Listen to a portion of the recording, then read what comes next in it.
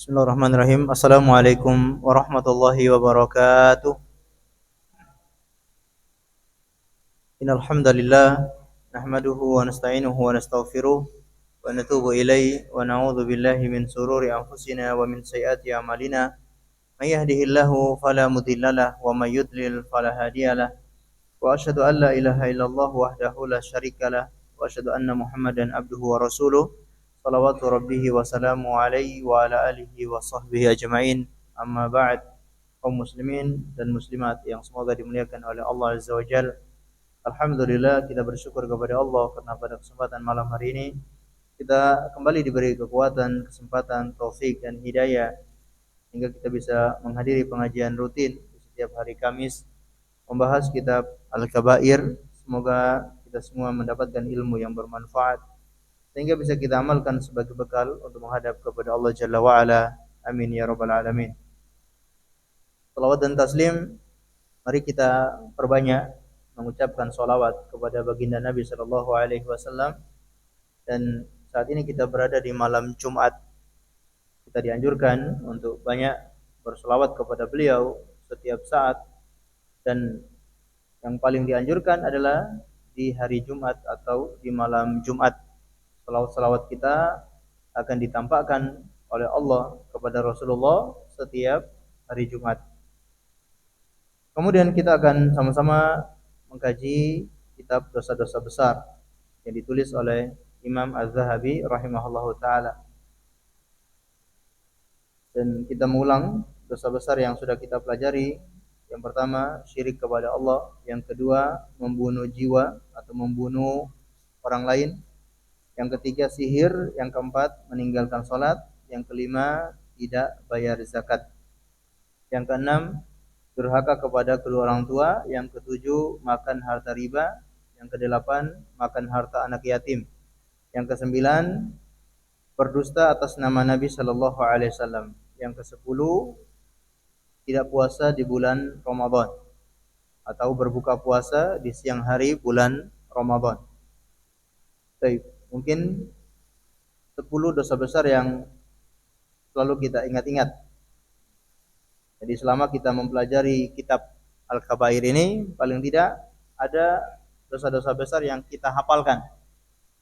Ya, coba kita hafal 10 dulu, kemudian kalau sudah hafal 10, kita tambah lagi 20, terusnya paling tidak hafal judul-judulnya.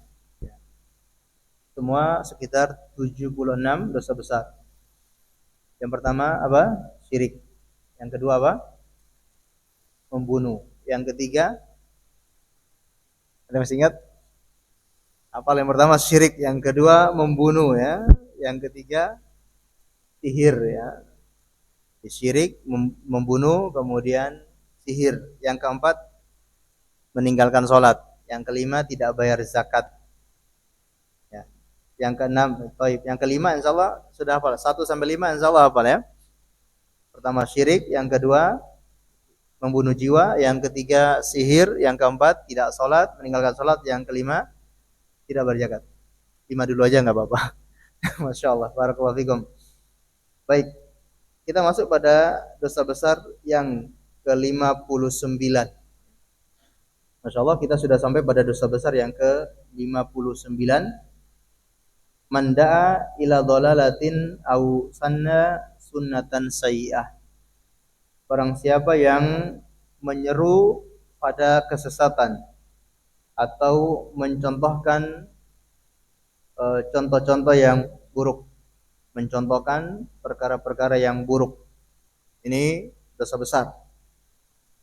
Ada orang yang mengajak kepada keburukan atau dia mencontohkan kepada masyarakat perkara-perkara yang buruk, akhirnya diikuti oleh masyarakat, maka dia akan menanggung dosa orang-orang yang mengikuti dirinya tanpa mengurangi dosa orang-orang tersebut.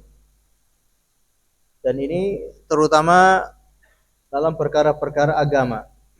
Seseorang mencontohkan perkara-perkara yang buruk yang tidak diajarkan oleh agama, lalu banyak orang yang mengikutinya, maka dia menanggung dosa semua orang itu.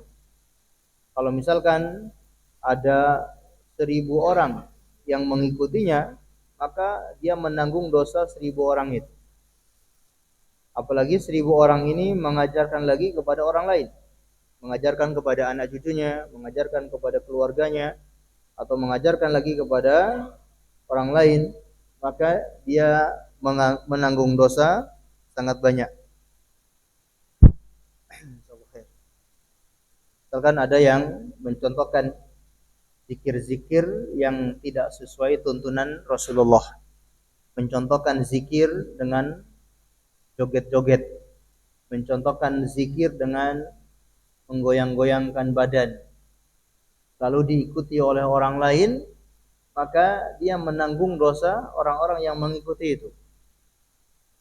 Baik.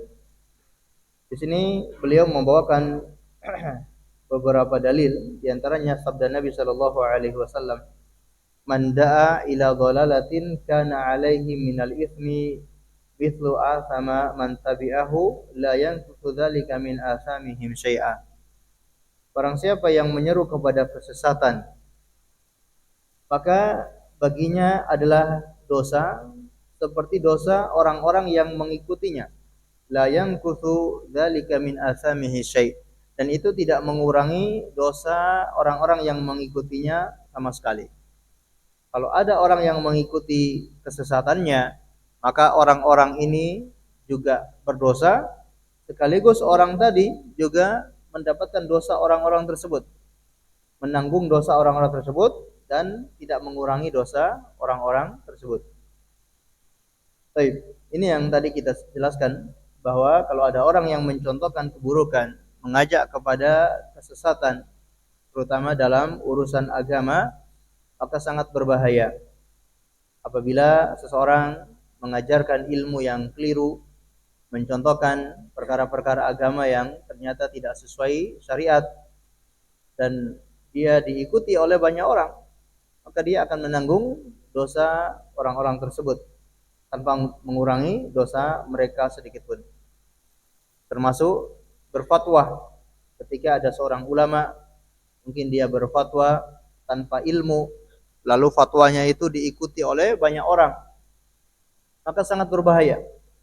Orang mengamalkan suatu amalan padahal itu tidak dicontohkan oleh agama, tidak diajarkan oleh Rasulullah, maka dia menanggung dosa orang-orang tersebut.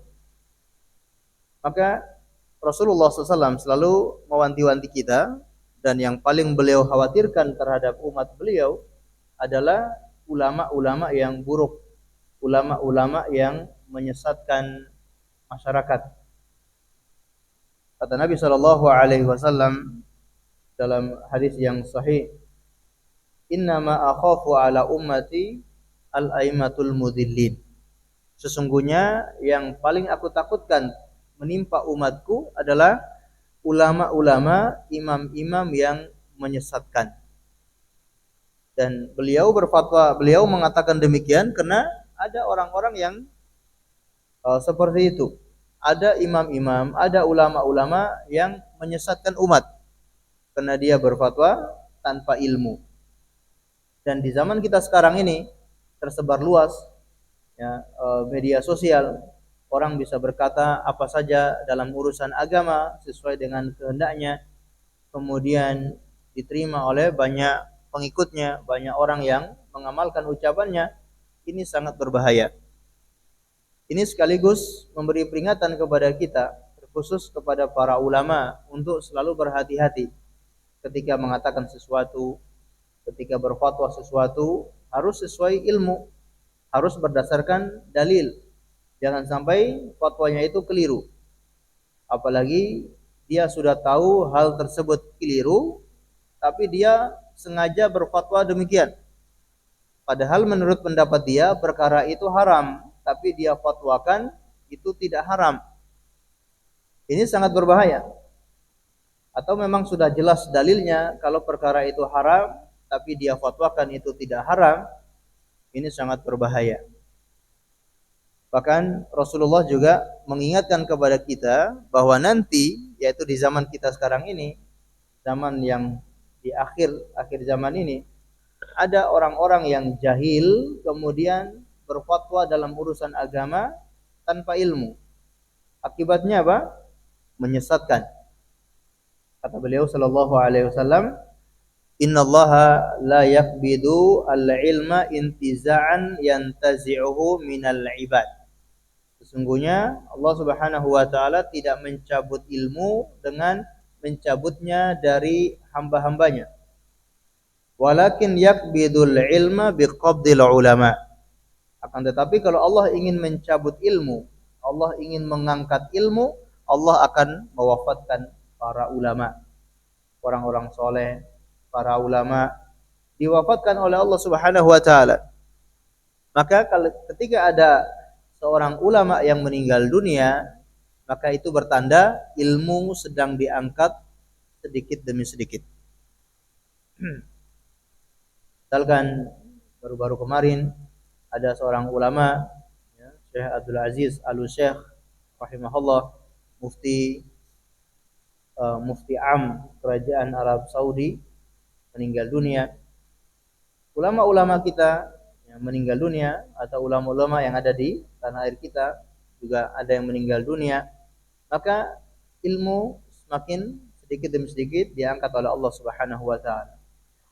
Hatta idza lam yubqi 'aliman ittakhadhan nasu ru'usan juhalan fasu'ilu fa'aftau bighairi ilmin fadallu wa adallu.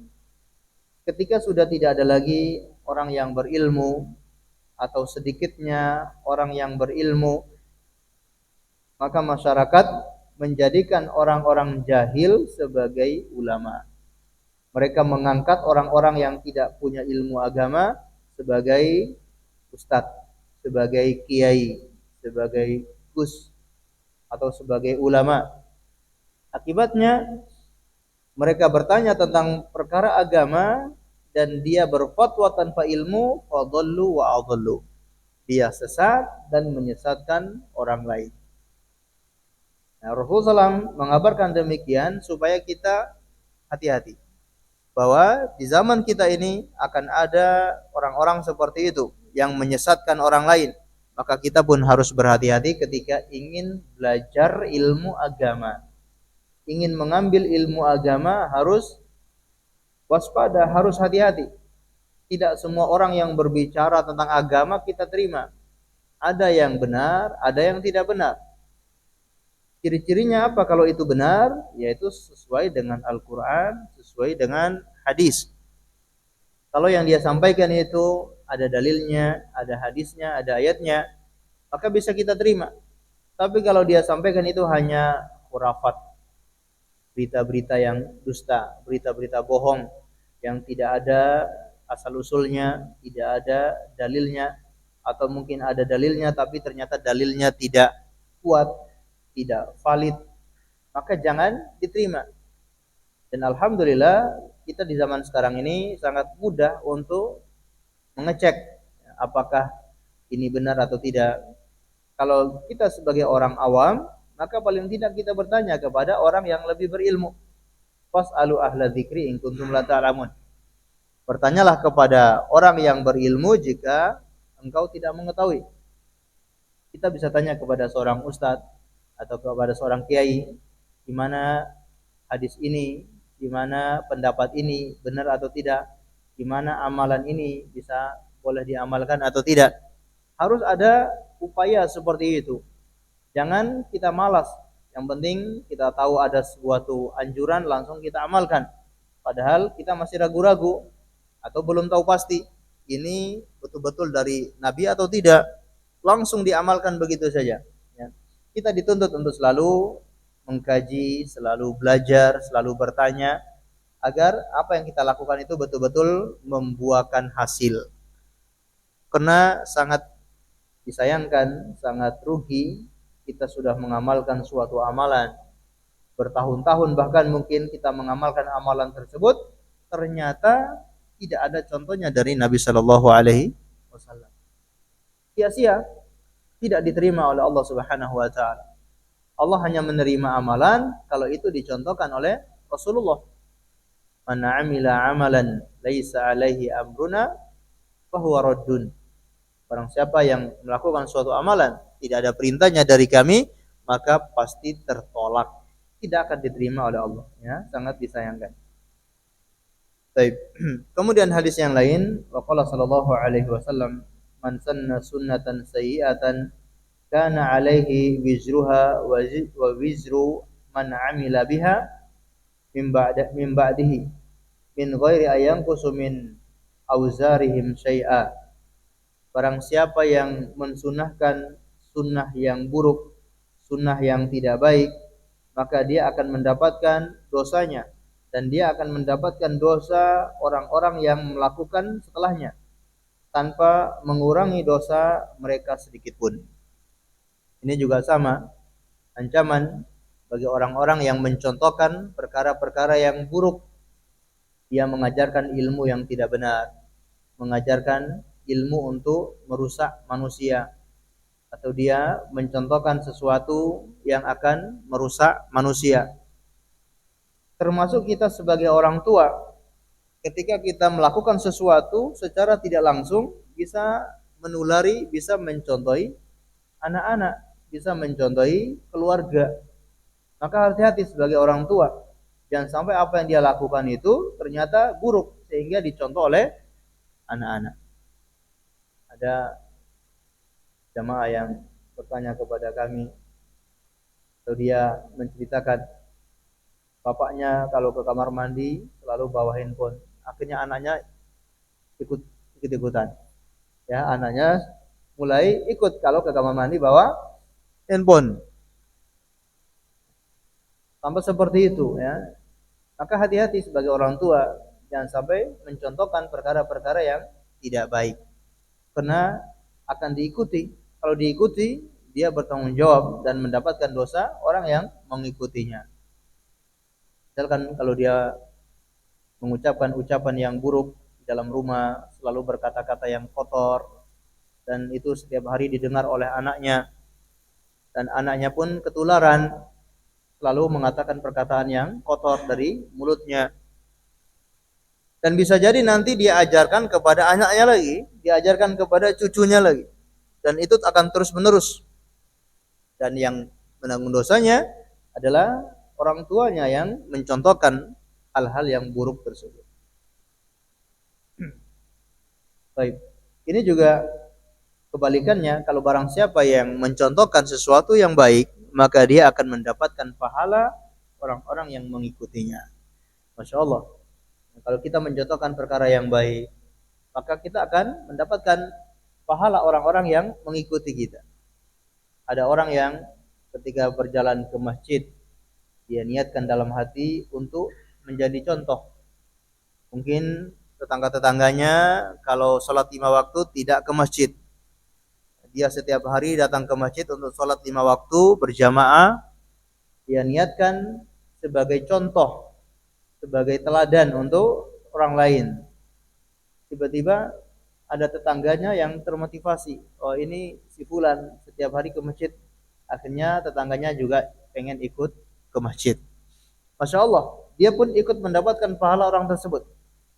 Kalau tetangganya ini ternyata mengajak anak-anaknya juga, maka dia pun mendapatkan pahala orang-orang yang mengikuti itu terus. Begitupun amalan-amalan yang lain.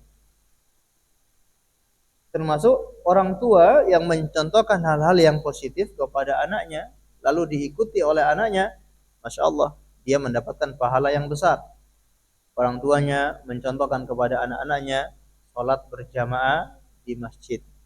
Bahkan terkadang dia membawa anaknya ke masjid untuk melatih anak-anak itu terbiasa berjalan ke masjid.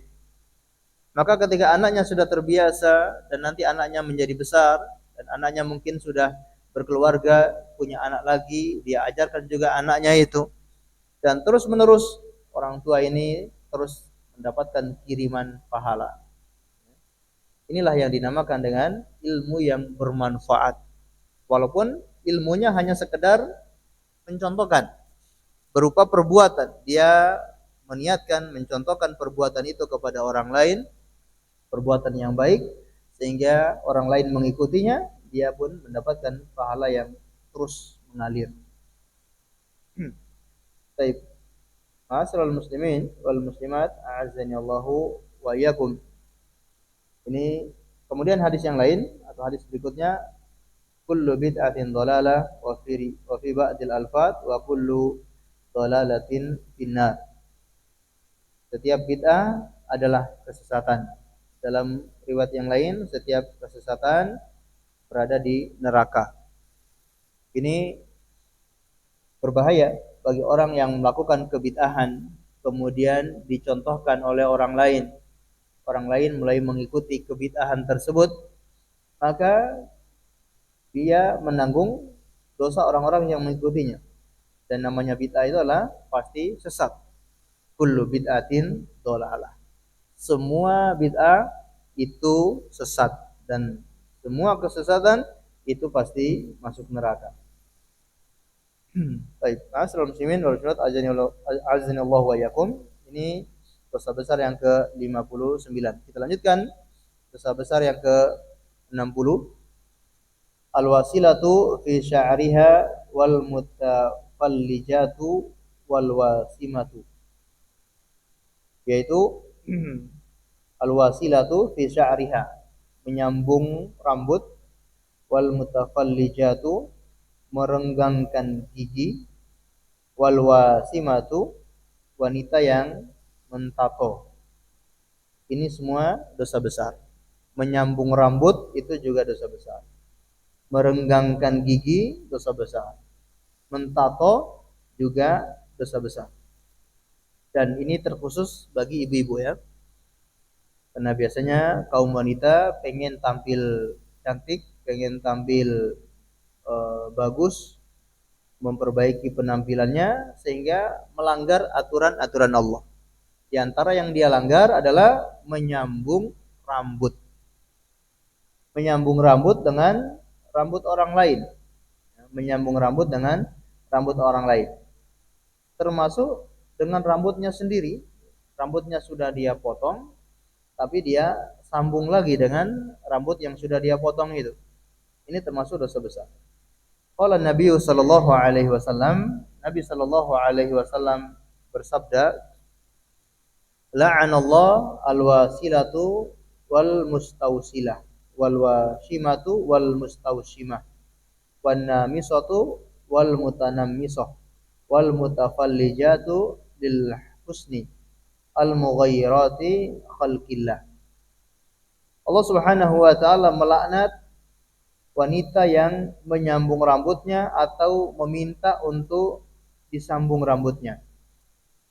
Jadi salonnya juga dilaknat, wanita yang datang ke salon itu juga dilaknat. Berarti orang yang punya salon dilaknat, tapi tukang salon yang menyambung rambut orang. Jadi kalau ada tukang salon yang menyambung rambut orang, maka dia pun dilaknat. Pelanggan yang datang ini minta rambutnya disambung juga sama-sama dilaknat oleh Allah. Wal wasimatu wal mustausilatu. Mohon maaf, wal wasimatu wal mustausimah, atau wanita yang mentato dan wanita yang minta untuk ditato.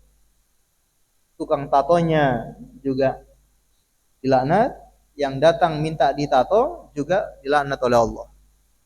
Ya. Wal mutanamisatu wal namisatu wal mutanamisatu. Wanita yang mencukur alisnya atau yang minta dicukur alisnya.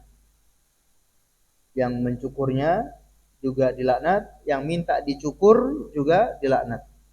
Wal mutafallijatu lil husni, dan wanita-wanita yang merenggangkan giginya untuk keindahan. Al mughayyirati khalqillah, yang merubah ciptaan Allah Subhanahu wa taala. Jadi ini adalah dosa besar ya, terutama bagi ibu-ibu sekalian.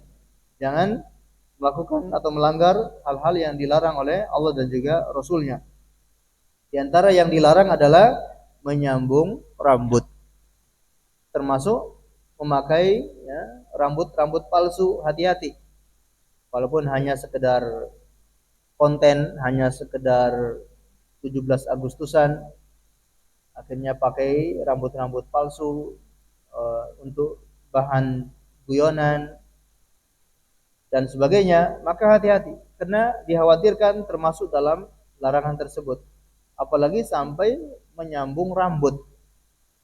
Ya, pengen rambutnya lebih panjang, lebih bagus, atau yang rambutnya keriting biar kelihatan lurus, dia sambung dengan rambut yang lurus dan sebagainya. Ini adalah dosa besar. Tapi kalau bagi laki-laki sepertinya jarang. Ya, laki-laki yang menyambung rambut itu rata-rata jarang. Tapi perempuan kebanyakannya melakukan hal demikian. Termasuk menyambung rambut adalah memakai apa yang terbuat dari rambut, yang di kepala, sanggul ya, atau konde apa namanya. Ya. Nah ini juga sama, menyambung rambut. Jadi nggak usah memakai hal-hal seperti itu. Kalau memang itu dilarang, jangan dipakai. Apalagi kalau wanita muslimah harus pakai jilbab, terus pakai konde, bisa pakai atau enggak? Ya malah kelihatan aneh. Ya. Dan orang yang memakai seperti itu pasti dia akan melepas jilbabnya. Seandainya dia melepas jilbabnya dan itu dia berada di perkumpulan kaum wanita di satu ruangan, itu pun tidak boleh karena dia telah menyambung rambut tersebut. Kemudian wal mustausilah, ya, atau wanita yang minta untuk disambung rambutnya. Tadi yang membantu untuk menyambungkan rambutnya, atau tadi kita contohkan seperti tukang salonnya ataupun yang datang pelanggannya, itu sama-sama dilaknat. Kemudian wanita yang mentato. Kenapa wanita yang mentato? Ini sama juga berlaku bagi laki-laki. Laki-laki yang mentato atau laki-laki yang minta untuk ditato. Kenapa hadis ini menyebutkan wanita? Karena di zaman dahulu kebanyakan yang mentato itu adalah rata-rata para wanita. Laki-laki jarang. Di zaman dahulu laki-laki itu lebih terkesan punya kelelakian, lebih terkesan punya kewibawaan, menunjukkan kelelakiannya. Sedangkan mentato, menghiasi tubuh seperti ini atau menggambar di badan-badan, ini adalah perbuatannya kaum wanita. Namun di zaman kita sekarang, laki-laki justru meniru wanita. Bahkan mungkin lebih banyak laki-laki yang mentato daripada wanita. Ini kebalik. Laki-laki yang mentato sebetulnya bukan menunjukkan kejantanan, tapi menunjukkan kewanitaan, gitu ya. Karena yang biasa menggambar menghiasi badan itu adalah kaum wanita. Nah, di zaman dahulu ada wanita-wanita yang mentato tubuhnya, mentato badannya untuk keindahan, daripada kalau digambar hanya digambar dengan pensil atau dengan tinta, mungkin nanti akan hilang. Maka supaya tetap awet, menggunakan tato, gambar kupu-kupu, gambar kembang, atau macam-macam. Semua ini dilaknat oleh Allah, termasuk yang mentato atau yang meminta untuk ditato. Dan ini juga berlaku bagi kaum laki-laki. Baik. Ada pembahasan para ulama, kalau seorang yang sudah bertobat kepada Allah, kemudian di badannya ada tato, kalau tidak memudaratkan badannya, maka dianjurkan untuk menghilangkan tato itu. Dan kalau memang ada sesuatu atau ada alat untuk menghilangkan tato, maka dianjurkan untuk menghilangkannya. Jadi bukan malah menjadi gaya-gayaan, bukan malah menjadi ajang pertunjukan. Dia dulu punya banyak tato, kemudian dia tunjuk-tunjukkan. Tapi harus dihilangkan kalau memang mudah untuk dihilangkan. Tapi kalau menghilangkan tato itu memudaratkan badannya, membuat badannya semakin rusak, maka tidak mengapa dia tidak menghilangkan tato tersebut. Ini berlaku bagi laki-laki maupun perempuan. Kemudian wannamisatu wal mutanammisah. Wanita yang mencukur alis. Ini juga banyak di zaman kita sekarang. Wanita-wanita yang memakai jilbab, maksudnya wanita-wanita muslimah, tapi ternyata alisnya habis. Ya, hanya gambar, hanya pakai pensil saja digambar di alisnya, tancip begitu ya. Ini dosa besar ya ibu sekalian. Tidak boleh mencukur alis. Dan sebetulnya lebih indah, lebih cantik ada alisnya daripada yang tidak ada alisnya. Maka jangan terpedaya dengan penampilan-penampilan orang-orang kafir, wanita-wanita kafir yang mencukur alisnya, maka jangan diikuti wanita-wanita seperti itu. Kita punya agama, punya aturan yang mengatur bagaimana kita berpenampilan, termasuk tidak boleh mencukur alis.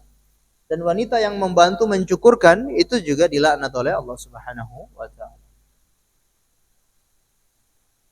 Wal mutafallijat lil husn, atau wanita yang merenggangkan giginya.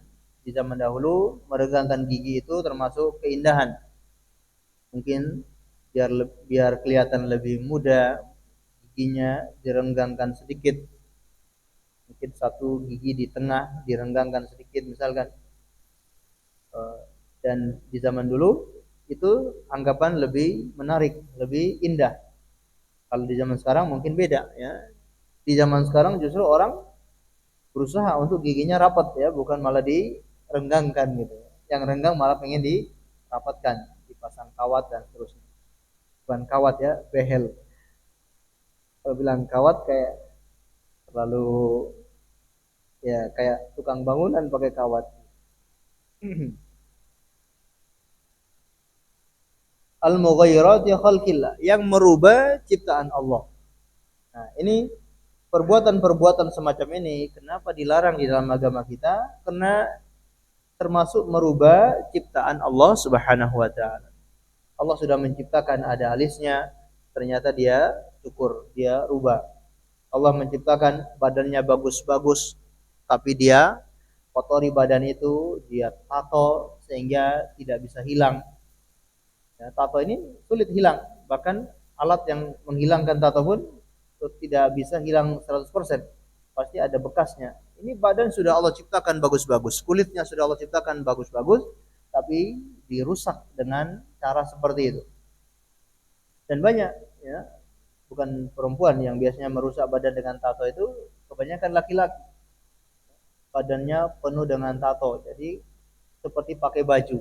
Padahal sedang tidak pakai baju, tapi kelihatan seperti pakai baju karena semua badannya penuh dengan tato. Badan sudah bagus-bagus, tapi dirusak dengan cara seperti itu.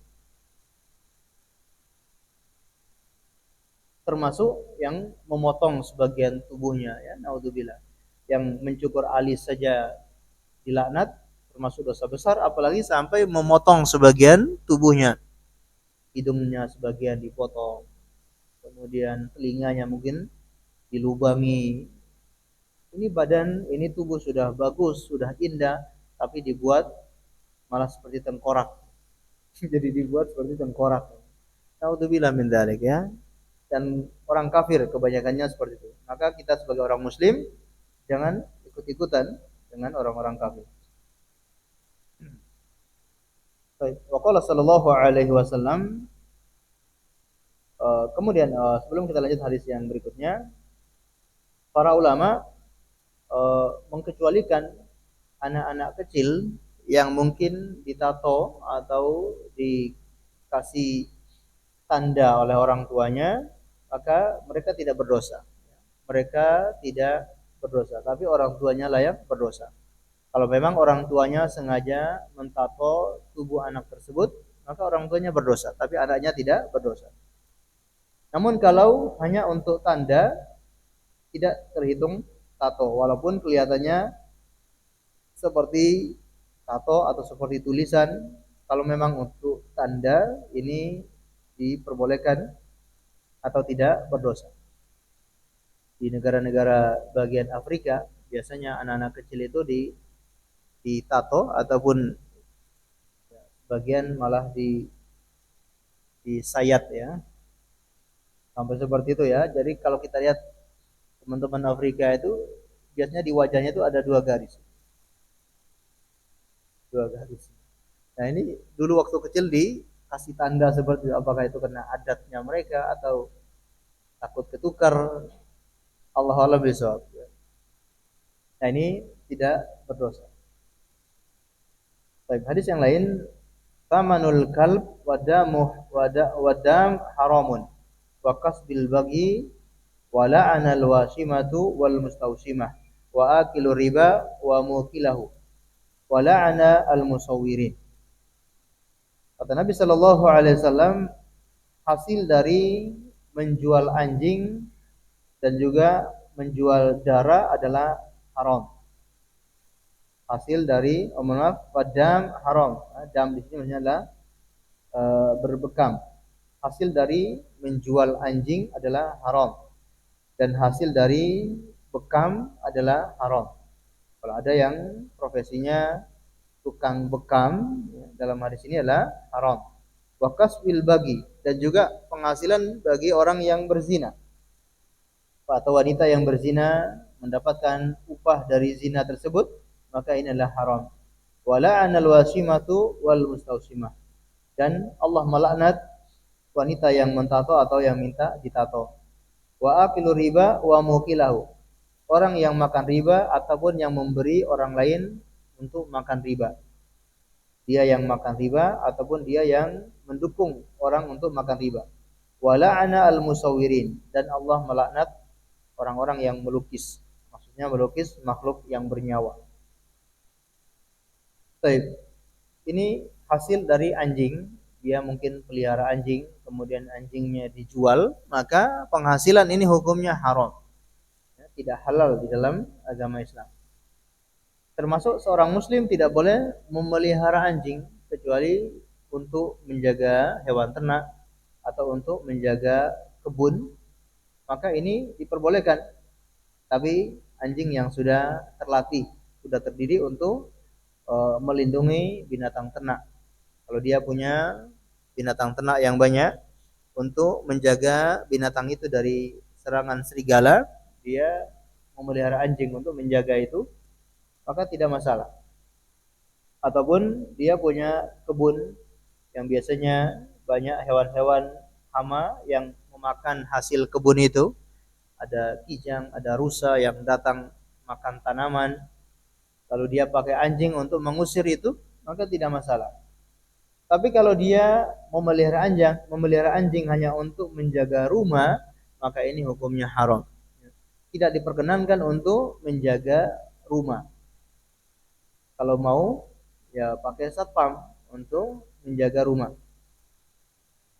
Barang siapa yang memelihara anjing, kata Nabi Shallallahu Alaihi Wasallam, maka setiap harinya pahalanya berkurang 1 qirot. Bayangkan pahala seperti 1 gunung Uhud berkurang setiap hari gara-gara pelihara anjing. Dan ada sebagian kaum muslimin yang masih pelihara anjing. Padahal anjing ini air liurnya adalah najis mughalladhah. Hanya anjing saja yang najisnya najis berat, najis mughalladhah. Cara mencucinya harus dengan 7 kali dan 1 kalinya dengan tanah. Adapun selainnya maka najis biasa. Tapi kalau air liur anjing ini najis yang berat. Maka seorang muslim hati-hati dengan anjing, tidak mendekati anjing atau tidak memegang anjing tersebut karena dikhawatirkan anjing ini menjilat badannya, menjilat bulunya sehingga dia terkena najis. Kemudian wadami haram, kemudian upah dari bekam adalah haram. Sebagian ulama mengatakan hadis ini atau hukum ini sudah mansukh, sudah dihapus dengan hukum yang lain. Karena Nabi sallallahu alaihi wasallam pernah berbekam dan memberikan upah kepada tukang bekam yang bernama Abu Taibah atau Abu Taibah. Rasulullah berbekam kepada orang yang bernama Abu Taibah, kemudian memberikan upah kepada Abu Taibah. Kalau seandainya haram, maka Rasulullah tidak memberikan upah kepada Abu Taibah. Sebagian yang lain mengatakan tidak haram, tapi hukumnya makruh saja. Alias ketika ada orang yang membekam, maka jangan dia memberi standar atau jangan dia mematok harga. Ya, bekam harganya sekian. Tapi kalau dia berbekam, dia membekam orang, kemudian orang memberi dia upah, maka dia terima upah tersebut. Ya. Jangan dia mematok upah dia berbekam. Allahu a'lam, ini diantara anjuran untuk menghindari profesi tersebut. Ya. Kalau ini perkara yang makruh, kalau tidak haram, paling tidak makruh, maka kita menghindari profesi seperti bekam dan yang lainnya.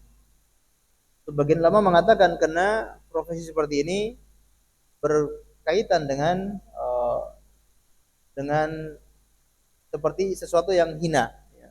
Jadi seperti sesuatu yang hina, maka seorang muslim mencari kerja atau melakukan profesi yang mulia. Jadi tidak berkenaan dengan aurat orang lain. Jadi bekam itu kan harus buka badan orang, ya. Atau mungkin dia bekam di area-area yang eh, di bagian belakang atau di bagian depan yang mungkin bisa kelihatan aurat orang. Nah, ini perkara yang hina gitu ya. Termasuk yang mohon maaf seperti orang yang tukang urut, tukang pijat gitu ya. Ini termasuk yang berkaitan dengan aurat orang. Maka seorang berusaha untuk menghindari. Tapi kalau tidak ada yang bekerja seperti itu, ya orang juga kesulitan untuk mencari tukang pijat ya. Siapa yang akan pijat gitu ya? Tapi sebaiknya seorang itu menghindari pekerjaan yang seperti itu. Pijat sendiri nggak bisa ya, apalagi suruh istri ya malas-malasan. Nggak maksimal kalau suruh istri yang pijat ya. Sekedar dipegang-pegang selesai ya, nggak berasa. Baik. Kemudian eh, Allah melaknat wanita yang mentato atau yang minta ditato, termasuk yang makan harta riba atau memberi makan harta riba. Eh, Orang yang mendukung ya praktek riba tersebut. Jadi dia pinjam, dia pinjam dengan akad riba. Nah, orang tersebut juga dilaknat, termasuk orang yang meminjamkan. Orang yang meminjamkan juga dilaknat, orang yang pinjam juga dilaknat karena akadnya adalah akad riba.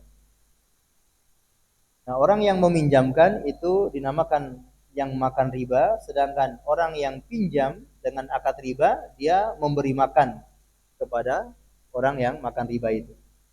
Kemudian Allah melaknat pelukis yang melukis makhluk bernyawa. Allah alam bisawab, kita dengarkan azan terlebih dahulu, kemudian kita lanjutkan sedikit insyaallah.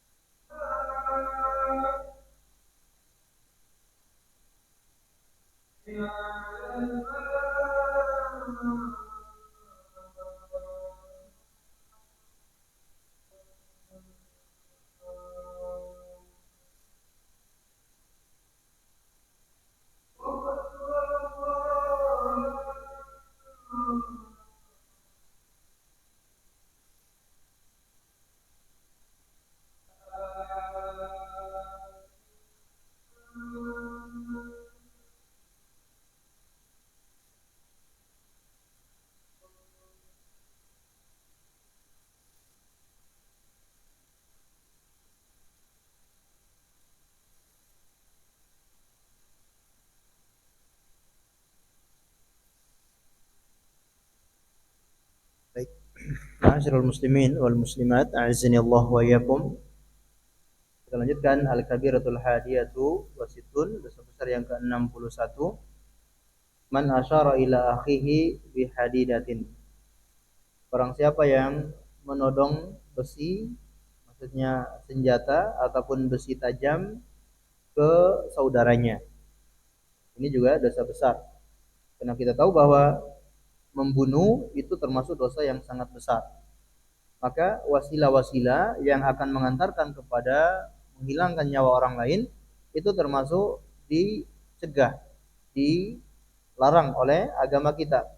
Seperti menodongkan benda tajam, senjata atau besi, atau termasuk senapan, pistol dan seterusnya, ditodongkan kepada saudaranya, baik dalam kondisi marah maupun dalam kondisi bercanda.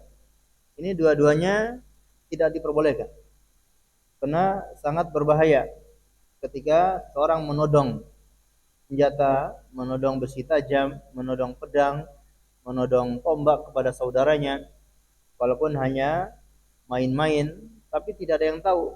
Bisa jadi syaitan menggerakkan tangannya ataupun syaitan menggoda hatinya sehingga dia pun menyakiti saudaranya, bahkan mungkin dia membunuh saudaranya dengan pedang tersebut. Ini sangat berbahaya. Dan banyak kejadian orang yang awalnya bercanda, ya, menodongkan senapan kepada saudaranya, tapi entah kenapa dia menekan, ya dia menekan apa namanya itu, dia menekan pelatuknya, ya. Pelatuknya akhirnya kena dan di dalamnya ada peluru. Ini sangat berbahaya. Makanya kata Nabi Shallallahu Alaihi Wasallam, la yushiru ahadukum ala akhihi bisilah. Jangan seorang menodongkan kepada saudaranya senjata. Fa innahu la yadri la'alla syaitan yanzi'u fi yadihi. Karena dia tidak tahu, bisa jadi syaitan memainkan tangannya atau syaitan menggerakkan tangannya. Fa yaqa'u fi hufratin minan nar. Sehingga dia pun terjatuh dalam lubang api neraka. Awalnya dia cuma todong saja, tapi syaitan menggerakkan tangannya atau syaitan menggerakkan hatinya, akhirnya dia melepaskan senjata itu dan orang itu meninggal dunia, dia pun dimasukkan dalam api neraka. Ya, naudzubillah min dzalik.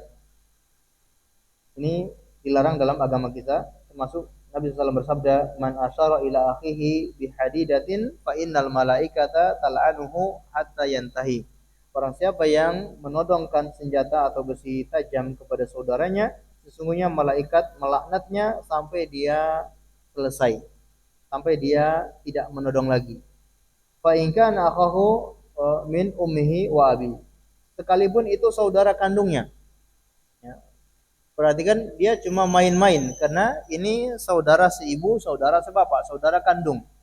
Orang menodongkan senjata, menodongkan pedang kepada saudaranya itu, ya bukan untuk emosi atau bukan untuk dia ingin membunuhnya, tapi itu pun dilarang. Apalagi dalam kondisi marah, ya dalam kondisi marah hendaknya seorang berusaha menghindar dengan hal-hal yang berbahaya seperti itu. Jangan mengambil senjata, jangan memegang senjata tajam, jangan memegang hal-hal seperti itu, karena dikhawatirkan syaitan, ya, menggerakkan hatinya sehingga dia melampiaskan senjata itu atau dia melayangkan senjata itu kepada saudaranya dan baru menyesal kemudian. Ya, begitu semuanya sudah terjadi baru menyesal. Ketika awalnya dia sangat emosi, dia tidak pikir-pikir apa yang ada di tangannya, dia lempar atau dia tombak dan seterusnya sehingga mengenai saudaranya tersebut. Ini yang dibahas oleh Imam Az-Zahabi di dosa besar yang ke-61, yaitu jangan menodong senjata tajam kepada saudaranya. Ya, ini dosa besar. Termasuk juga adalah menakut-nakuti ataupun membuat orang lain ketakutan. Kata Nabi sallallahu alaihi wasallam, la yurawi'u muslim musliman. Jangan seorang muslim itu menakut-nakuti orang muslim yang lain. Bahasa sekarang ini kayak prank. Ya, jangan seorang muslim itu ngeprank saudaranya. Saudaranya tidak sadar, kemudian dia sembunyikan handphonenya sehingga dia ketakutan, "Oh, mana handphone saya hilang?" Baru dikasih tahu. Ini tidak boleh. Walaupun hanya bercanda. Di dalam agama kita tidak boleh menakut-nakuti siapapun. Tidak boleh membuat orang gelisah atau tidak boleh menakut-nakuti orang di malam hari. Mungkin dia pakai pakaian-pakaian yang menyeramkan. Lalu ketika saudaranya datang dia nakut-nakuti. Ini juga hukumnya tidak boleh. Semua termasuk dosa besar. Dan kita menyaksikan juga resikonya ketika ditakut-takuti seperti itu. Mungkin karena dia orangnya penakut atau orangnya jantungan, akhirnya naudzubillah meninggal dunia. Ataupun ketika ditakuti dia lari, ternyata ada kendaraan sehingga menabrak orang tersebut, ya. Ini sangat berbahaya. Jadi seorang jangan bermain-main dalam masalah seperti itu. Allahu a'lam bishawab. Barangkali cukup sekian yang bisa kita sampaikan pada kesempatan malam hari ini. Semoga bermanfaat untuk kita semuanya. Sebelum kita akhiri, barangkali mungkin ada yang tanyakan.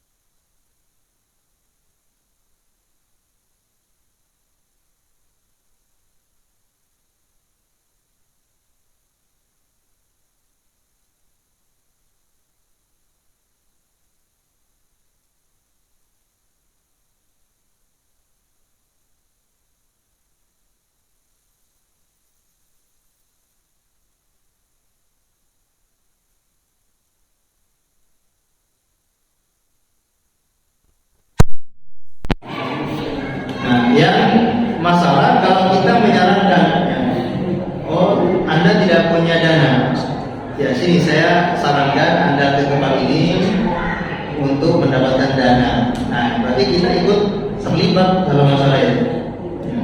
Kalau kita nggak menyarankan, kita nggak terlibat, karena kita itu sejatinya hanya sebagai penjual, dia sebagai pembeli.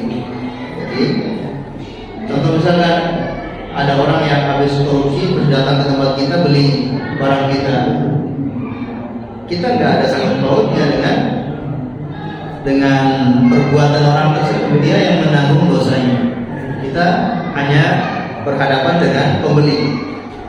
Jadi kita bukan berhadapan dengan pencuri, tapi kita berhadapan dengan pembeli. Ya. Yang masalah kalau kita sarankan, coba kamu korupsi, terus kamu beli barang saya, ini jadi masalah. Mungkin seperti itu Pak ya. Paham misalnya. Baik. Sampun jawab. Nah, kita akhiri dengan membaca doa kafaratul majelis. Subhanallahumma wa bihamdika asyhadu an la ilaha illa anta astaghfiruka wa atubu ilaik. Wa sallallahu ala nabiyyina Muhammad wa ala alihi wasallam. Terima kasih atas perhatiannya. Mohon maaf kalau kurangnya. Assalamualaikum warahmatullahi wabarakatuh.